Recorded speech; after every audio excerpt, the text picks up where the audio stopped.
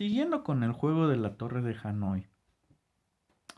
eh, Claramente, o sea, pensemos ahora que tengo una Torre de Hanoi muy simple. Digamos que tengo una Torre de Hanoi de un disco. Una pregunta, pues, es ¿cuántos movimientos se requieren para mover una torre de un disco? La respuesta es trivial, ¿no? Solamente voy a requerir de un movimiento para trasladar una torre de un disco de una estaca a otra distinta. Ahora, si mi torre de Hanoi tuviera dos discos,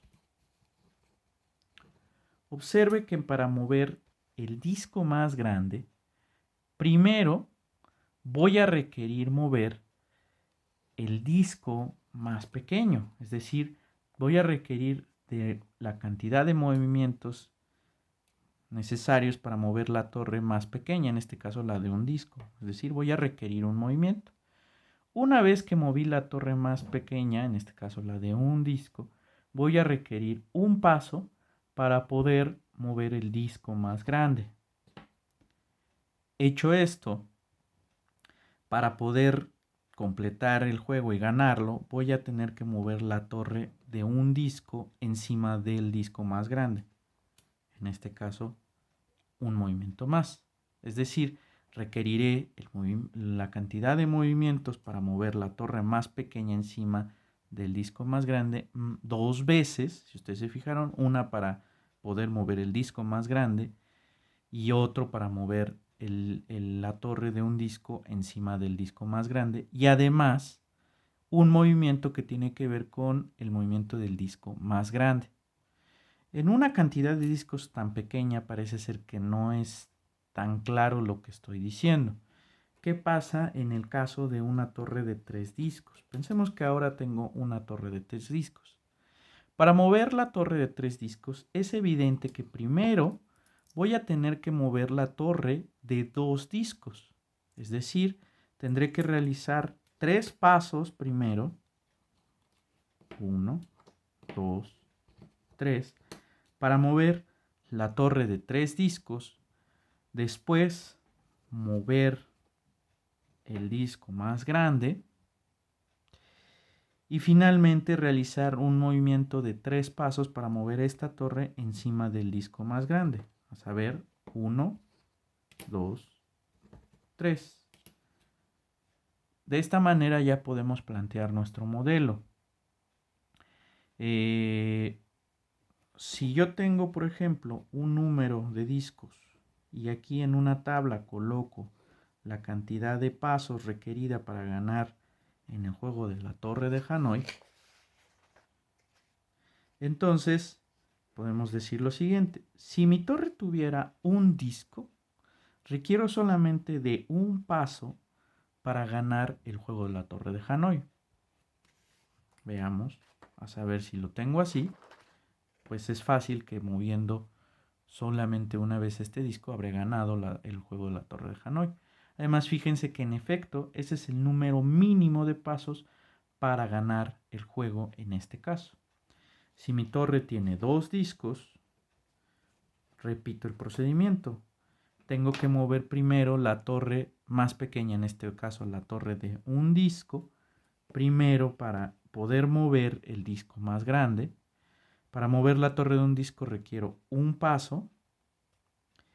Después mover el disco más grande, ahí ya llevo 2 pasos. Y luego la cantidad de pasos necesario para mover la torre pequeña, a saber, en este caso, un paso. Entonces puedo ponerlo de la siguiente forma. La cantidad de pasos necesaria para mover la torre pequeña, en este caso la de un disco. Después el paso en el cual tengo que mover el disco más grande. Y luego la cantidad de pasos necesaria para mover la torre más pequeña, que es la de un disco. Ahora, si vamos al caso de 3 discos, fíjense por cierto que este es el mínimo número de pasos, porque esta cantidad de pasos es el mínimo número de pasos para mover la torre de un disco. Este es el mínimo de pasos para mover la torre de un disco y este movimiento es necesario ya que tengo que mover el disco más grande a otra estaca para mover la torre completa. Veamos ahora la torre de 3 discos. Si pensamos como en el caso anterior, voy a requerir 3 pasos para mover la torre pequeña, en este caso la de 2 discos, a saber, 1, 2, 3. Después requeriré un paso para mover el disco grande, 1. Y finalmente, 3 pasos para mover la torre pequeña, 1, 2, 3. Como este fue el mínimo número de pasos para mover una torre de 2 discos, estos dos van a ser los mínimos números de pasos para mover la torre de 2 discos 2 veces. Y este paso corresponde al movimiento del disco más grande. Entonces, en efecto, ese va a ser el mínimo número de pasos requeridos para mover una torre de 3 discos. De forma análoga, si tuviera la torre de 4 discos, el mínimo número de pasos será, en este caso, el número de pasos mínimo para mover la torre de 3 discos, un paso para mover el disco grande y el mínimo número de pasos requerido para mover la torre de 3 discos. Con esto creo que ustedes ya podrían ser capaces de calcular el mínimo número de pasos de una torre de 5 discos. Parece ser que en este caso va a ser 31. Entonces, estamos cerca de contestar las preguntas que hicimos en el video anterior. ¿Cuál es el mínimo número de pasos que se requiere para trasladar una torre de n discos de una estaca a otra? Entonces, podemos denotar, ahora sí, ya que logramos plantear un modelo, aquí tengo esta tabla, vamos a poder denotar de la siguiente manera al mínimo número de pasos, a saber, voy a denotarlo como Tn. Tn va a ser justamente el número de pasos mínimo para trasladar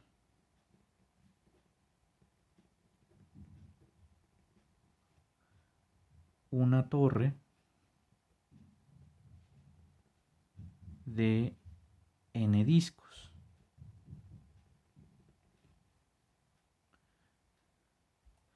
Entonces, siguiendo la tablita que construimos al principio, pues T1 tendría que ser 1, T2 sería 3, que recuerden que fue T1 más 1 más T1. Tengo que mover 2 veces la torre de un disco y además agregar un movimiento que corresponde al disco más grande.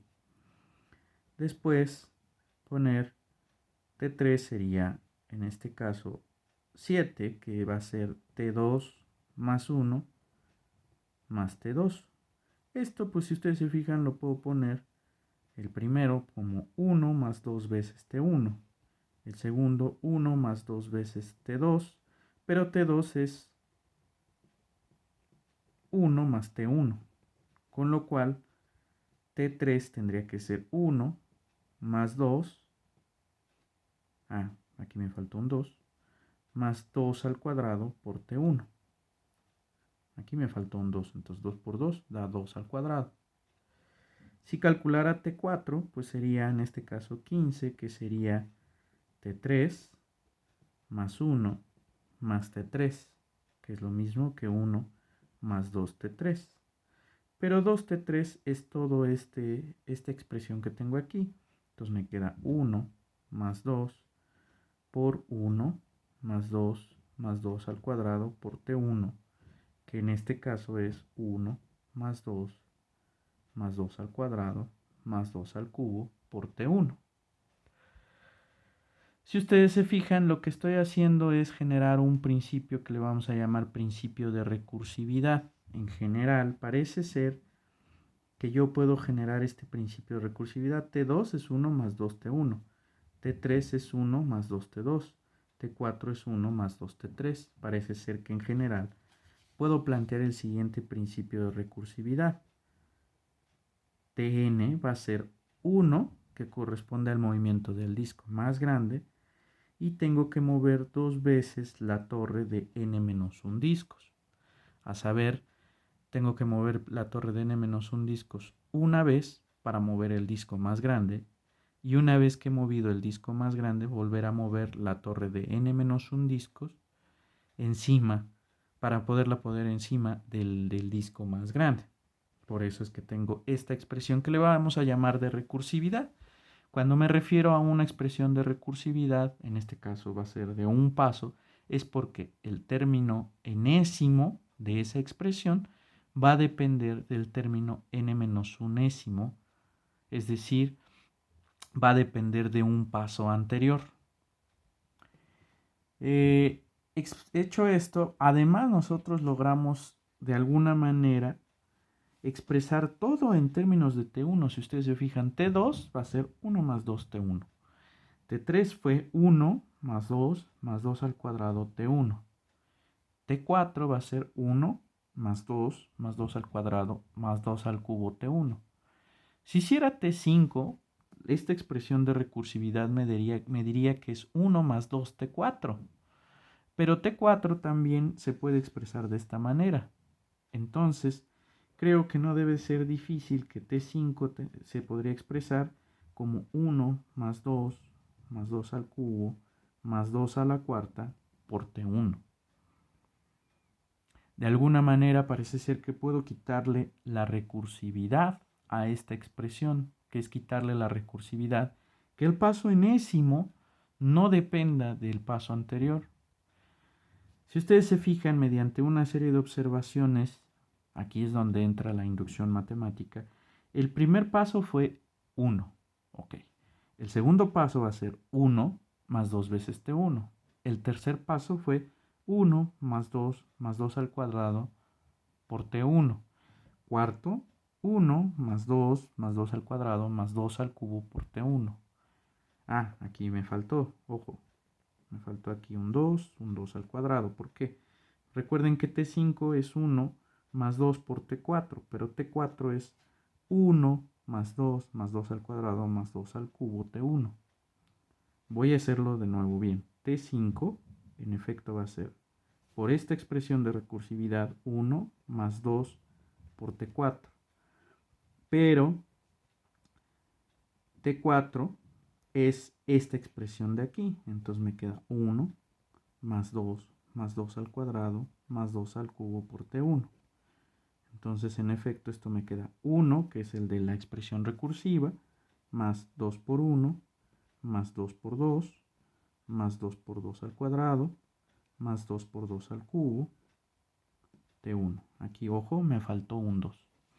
Entonces, si ustedes se fijan, ya hay una regularidad en las expresiones. Si pongo T2, parece ser que tengo que poner 1 más 2 por T1. Este 2 lo puedo ver como 2 a la 1. T3 lo puedo poner como 1 más 2 al cuadrado T1. T4, sumar las potencias de 2 hasta 3 y luego poner 2 a la 4 por T1. T5 sería poner todas las potencias de 2 hasta 2 al cubo y luego poner 2 a la 4 por T1. Parece ser entonces que la intuición en general me está diciendo que Tn, aquí tengo 2 a la 4, aquí tengo 2 al cubo, aquí tengo 2 al cuadrado, aquí tengo 2 a la 1, pues entonces parece ser que esto lo puedo escribir como 1 más 2 al cuadrado, etcétera, más 2 a la n menos 2, más 2 a la n menos 1 por T1. Esa sería la expresión para el paso enésimo. Convénzanse realizando, sustituyendo n por 2, 3, 4, 5. Esto tomando n mayor o igual a 2. Y así hemos planteado un modelo para resolver el juego de la torre de Hanoi.